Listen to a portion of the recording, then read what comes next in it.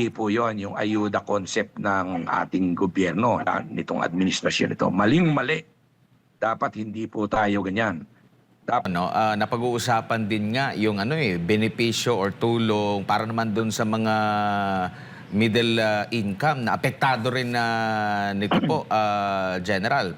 Payag din po ba kayo doon na mahanapan din ng pamamaraan na sila rin ay makabenepisyo? Kasi hindi lang naman po yung mga, sabi nyo nga, hindi lang mga tsoper, hindi lang mga magsasaka ang apektado nito.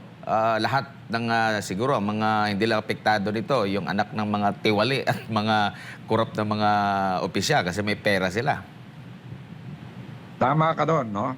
Actually, yung sinabi ko nga, yung sa removal of the excise tax and the VAT in itself doon sa petroleum products, ay makikinabang lahat. Pati yung mga korap makikinabang, no? Pati yung mga anak nila, anak ng mga politikong korap, talagang makikinabang din. So lahat, well-distributed ang benefits kung gagawin ito. Samantalang kung ayuda lang, ang nakikinabang lang dito, yung ilang mga selected individuals, yung mga driver ng PUP, no? Mga public utility vehicles, tricycle drivers, at yung mga politiko na nag-refer sa kanila. And immediate na benefit sa mga trapo, sa mga korap na politician dito dahil sila yung nagpalista dyan, no?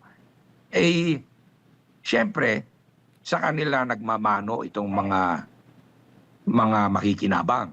So sa susunod na eleksyon, makikinabang na naman sila. So mali po yon yung ayuda concept ng ating gobyerno, nitong administrasyon ito. Maling-mali. Dapat hindi po tayo ganyan.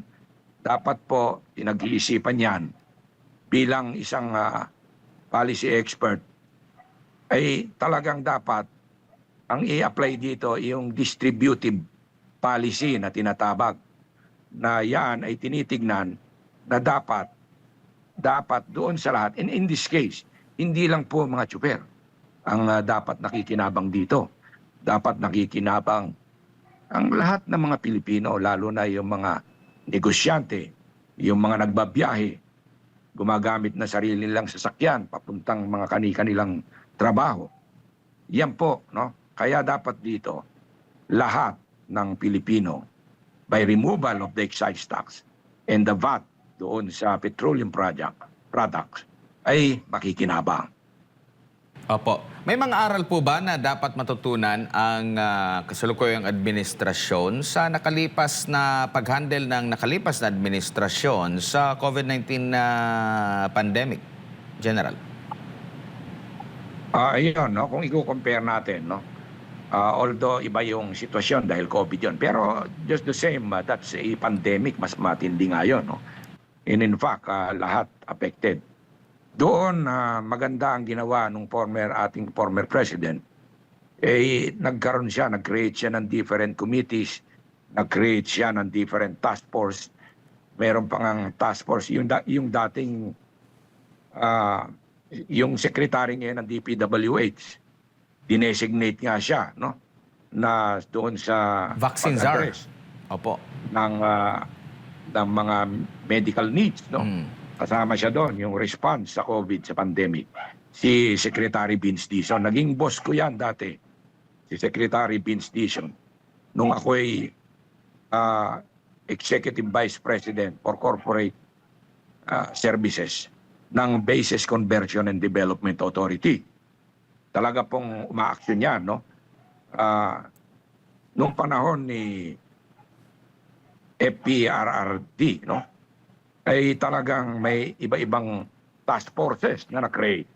In fact, ako as Undersecretary ng ARTA, ng Anti-Red Tape Authority din, ay member ako ng isang task force doon nga sa COVID response. Every week yan, nagmi-meeting kami via Zoom, no? Talagang doon dinidiscuss yung mga policies, what actions need to be taken. Dapat ganon maagap, hindi reactive, no? Bago pa mangyari ang isang problema, ay talagang pinagtutuunan ng pansin. Yun ang malaking diferensya. Ito reactive.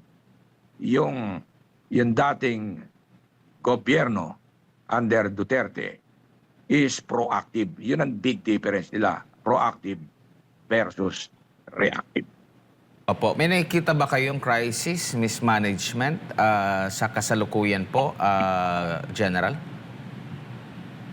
Yes, ito example is itong fuel crisis na nangyayari. Ay biruin mo ang ahensya na may tumututok dapat dito ay yung Department of Education. Pero eventually akalain mo ba nung hearing si Secretary Garin wala, tapos nung dumating patulog-tulog, no? Inaantok. Tapos nung tinanong yung taga DOE, kung tinututukan ba nila, paano nila matututukan ang isang problema na kung ang isang ahensya ay pumapasok sa loob ng 1 linggo, instead of 5 days, 1 day lang ang pasok nila. And dahil nga flag racing, every Monday lang po sila. Wala pong ahensyang gumagawa niyan. Merong gumawa lang yan noong panahon ng COVID. Pero that was during the pandemic, no? Work from home. And eto, kineri over ng DOE. Ang nagpre-prevail lang nung matapos ang pandemic ay yung ang option is 4-day work, no? Ang DENR, 4-day work yan, no? Yung iba nagme-maintain ng 4-day work. Yung iba 5 days. Pero first time in history na dapat kung ganun din lang ang gagawin, dapat i-abolish yung Department of Energy na yan. Kasi isang beses, isang araw lang papasok. Yan ang mga taong walang pakialam sa problema ng ating bansa. Dapat araw-araw pumapasok, lalo na itong problema na to.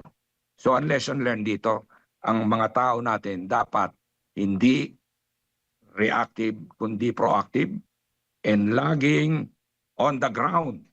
When I say on the ground, nandoon sa field, nasa opisina, nagtatrabaho, hindi work from home. So matotal, General, parang hindi natin ramdam kung ano yung epekto nung idineklarang energy crisis or energy emergency. Ayaw nilang tawaging crisis eh. Energy emergency yung kanilang titulong ginamit. Pero after nung deklarasyon, parang wala pa rin bang naging resulta? Parang deklarasyon lang? Yun na nga eh. Pinagtatalunan pa nila yung kung crisis ba to o emergency. Actually, semantics lang yan, no? Ang susunod dyan, actually, is disaster. After a crisis, pag hindi yan natugunan ng maayos, kumbaga sa level from emergency to crisis to disaster. Ang susunod natin is disaster. Hopefully, hindi tayo pupunta doon. But pwedeng mangyari yan kung patuloy na ganito ang reaksyon ng ating mga nagmamando sa ating mga ahensya.